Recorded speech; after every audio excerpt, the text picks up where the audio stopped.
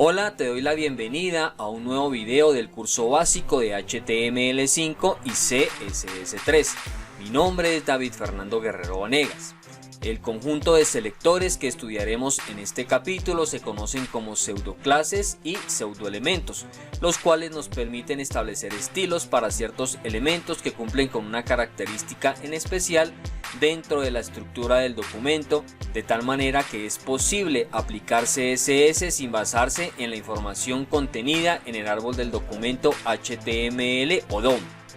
Como ya lo vimos en el capítulo 9, los selectores son parte de las reglas que indican al navegador a qué elemento se va a aplicar las propiedades incluidas en las declaraciones. La diferencia entre pseudoclases y pseudoelementos es muy sutil. En general, los pseudoelementos suelen hacer referencia a determinadas partes de un elemento, mientras que las pseudoclases suelen hacer referencia al estado del elemento. Otra diferencia importante es que un pseudoelemento solo puede aparecer al final del selector, mientras que la pseudoclase puede aparecer en cualquier elemento del selector. ¿Qué es una pseudoclase? Una pseudoclase es un selector que marca los elementos que están en un estado específico, por ejemplo, los que son el primer elemento de su tipo o aquellos por los que el cursor les pasa por encima. Tienden a actuar como si hubieras aplicado una clase en una parte determinada del documento y a menudo ayudan a reducir el exceso de clases y proporcionan un marcado más flexible y fácil de mantener. En otras palabras, las pseudoclases son selectores que básicamente nos permiten apuntar a un elemento específico que cumple con una característica determinada. Veamos su sintaxis. Una pseudoclase está compuesta por un selector de etiqueta y una palabra clave antecedida por dos puntos simples.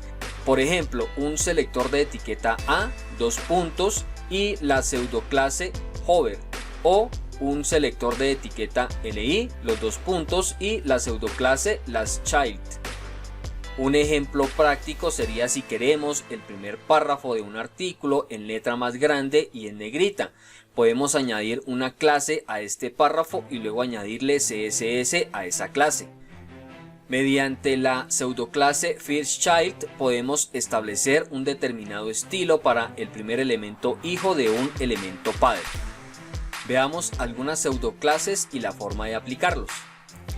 Para este primer ejemplo vamos a utilizar una lista no ordenada, la cual va a contener 8 ítems de lista. Como contenido vamos a colocar los números del 1 al 8 en cada una de estas ítems. Guardo y observamos cómo en nuestro navegador de manera vertical nos muestra en la lista los números del 1 al 8. Ahora definamos algunos estilos para estos elementos li que están dentro de los QL. Mediante la propiedad listStyle y con el valor none podemos eliminar o suprimir estas viñetas que acompañan a cada uno de estos elementos. Establezcamos también que tenga un ancho de 40 píxeles y un alto también de 40 píxeles. Que tenga un color de relleno, que tenga un borde con una línea sólida, un grosor de 1 píxel y un color negro. Guardo y observemos cómo ahora he creado o se me han generado 8 cajas, las cuales tienen los estilos que ya hemos definido. Observa cómo estos números están pegados al margen izquierdo y al borde superior. Para separarlos podemos establecer un padding de unos 10 píxeles. Observa también cómo las cajas están pegadas una a la otra. Para separarlos establezcámosle un margen de unos 5 píxeles. Y por último, como los elementos li son en bloque, se muestran uno debajo del otro.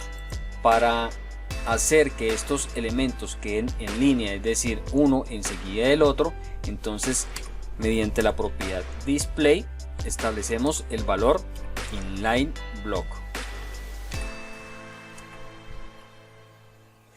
Supongamos que necesito establecer algunos estilos específicos únicamente al primer elemento de esta lista. Entonces para eso podemos utilizar algunas pseudoclases. Recordemos cuál es su sintaxis. Primero va el selector por etiqueta, en este caso que es un li, seguida de 2 puntos y el nombre de la pseudoclase, First Child. Y le defino que tenga un color de relleno, por ejemplo, un color naranja. La pseudoclase FirstChild representa el primer elemento entre un grupo de elementos hermanos. Guardo y vemos cómo esos estilos se aplicaron únicamente a ese primer elemento. Ahora vamos a suponer que necesito darle estilos únicamente al último elemento de esta lista. Para eso entonces ya no utilizo la pseudoclase FirstChild, sino la pseudoclase LastChild, la cual representa el último elemento entre un grupo de elementos hermanos. Guardo y vemos cómo estos estilos se aplicaron al último elemento. Supongamos que ahora necesito seleccionar alguno de los elementos que no es ni el primero ni el último, sino que están en una posición intermedia. Para eso entonces puedo utilizar la pseudoclase nth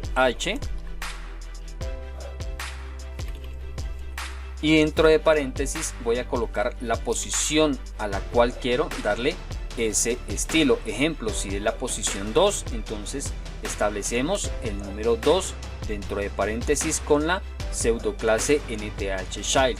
Guardo y vemos cómo los estilos se aplicaron a este elemento que está en la posición 2. Si necesito aplicar estilos al elemento que está en la posición 5, debo definir esa posición dentro de la pseudoclase nthChild. Existe también una pseudoclase la cual me permite darle algunos estilos o seleccionar únicamente los elementos pares o impares. Para los elementos impares existe el valor odd y para seleccionar los elementos pares existe el valor even. Guardo y observamos cómo solamente los elementos con la posición par tomaron como tal los estilos que habíamos definido mediante la pseudoclase nthChild. Para nuestro segundo ejemplo vamos a crear también una lista no ordenada, pero únicamente con 4 ítems de lista, los cuales van a contener cada uno un elemento A. Y como contenido llevarían la palabra ítem número 1 para el primer elemento, número 2 para el segundo, número 3 para el tercero y número 4 para el cuarto elemento. Guardo y observamos entonces cómo tenemos ya una lista con 4 ítems. Vamos a darle estilos a cada uno de estos elementos LI y elementos A. Definamos entonces los estilos para los elementos LI que están dentro de la lista no ordenada. Mediante la propiedad listStyle con el valor none puedo quitar cualquier estilo por defecto de esos elementos LI. Observamos cómo ya cada elemento no tiene la viñeta. Ahora, para simular un menú voy a hacer que estos elementos ya no estén de manera vertical, sino que se organicen de forma horizontal. Para eso entonces, mediante la propiedad display y establecemos el valor inline. Ahora démosle estilos a cada uno de estos elementos A. Establezcamos, por ejemplo, que tenga un color de relleno negro, que el color de la fuente sea blanca y que tenga un padding de unos 10 píxeles. Observe también que este elemento A tiene también unos estilos predefinidos. Podemos eliminar también esta línea que está como subrayando cada uno de esos elementos. Para eso utilizo entonces la propiedad text decoration con el valor none. Mediante una pseudoclase podemos establecer, por ejemplo, el estado de cada uno de estos elementos. Por ejemplo, que cuando se pase el puntero del mouse sobre cada uno de estos elementos cambie su color. Entonces utilizo el selector por etiqueta A, seguida de 2 puntos, y la pseudoclase hover. Y defino que tenga un color de relleno, por ejemplo, chocolate. La pseudoclase hover interviene si el usuario pasa el cursor sobre un elemento, normalmente sobre un enlace. Guardo y vemos ahora cómo al colocar el puntero del mouse cambia su estado, cambia el color de fondo.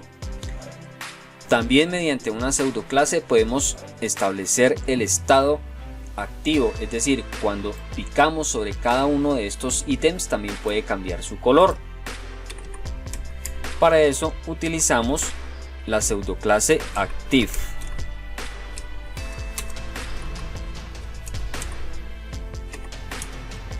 Guardo y ahora vemos que al picar sobre cada uno de estos elementos cambia el color de fondo. Ahora veamos qué es un pseudoelemento. Los pseudoelementos se comportan de manera similar a las pseudoclases. Sin embargo, actúan como si hubieras añadido un elemento HTML totalmente nuevo en el marcado, en lugar de haber aplicado una clase nueva a los elementos presentes. Los pseudoelementos están pensados para establecer los estilos a partes específicas de un elemento. Por ejemplo, se puede utilizar para aplicar estilos a la primera letra o línea de un elemento, insertar contenido antes y después del contenido de un elemento. Ahora veamos su sintaxis. Un pseudoelemento está compuesto por un selector de etiqueta y una palabra clave antecedida por 2 puntos dobles. Por ejemplo, el selector de etiqueta P, doble 2 puntos, y el pseudoelemento first letter, o el selector de etiqueta P y el pseudoelemento before. Un ejemplo práctico sería si queremos el primer párrafo de un artículo en letra más grande y en negrita. Podemos añadir una clase a ese párrafo y luego añadirle CSS a ese pseudoelemento. Veamos cuáles son y la forma de aplicarlos. Para este tercer ejemplo vamos a utilizar una etiqueta P, dentro de la cual vamos a colocar un texto de relleno. Guardo y lo que se renderiza pues no tiene ningún estilo. Vamos a suponer que necesito que la primera línea de este párrafo tenga unos estilos específicos. Entonces para eso voy a utilizar el selector por etiqueta P seguido de doble 2 puntos y el pseudoelemento first line, y establezco que esa primera línea de ese párrafo tenga un color, por ejemplo, rojo. First line se usa para agregar un estilo especial a la primera línea de un texto. Guardo y vemos como únicamente la primera línea de este párrafo tiene una fuente de color rojo. Supongamos ahora que necesito darle estilos únicamente a la primera línea de este párrafo. Para eso entonces nuevamente utilizo el selector por etiqueta P, pero con el pseudoelemento first letter. Establecemos un color de fuente, por ejemplo verde, y un tamaño de fuente de unos 50 píxeles. Guardo y vemos cómo los estilos se aplicaron únicamente a la primera letra de este párrafo. Cuando nosotros seleccionamos una parte de este párrafo vemos que tiene preestablecidos unos estilos. Un color de fondo azul y el color de la fuente es blanca. Eso lo podemos personalizar utilizando el pseudoelemento selection.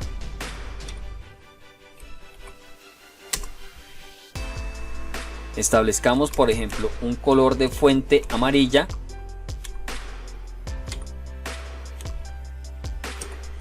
y un color de relleno negro.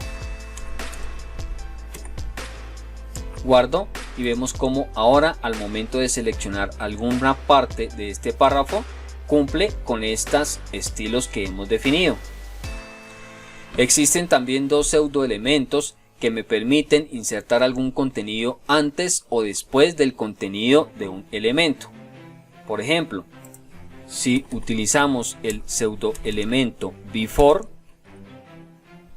con la propiedad content, puedo establecer una frase, por ejemplo, que diga antes del párrafo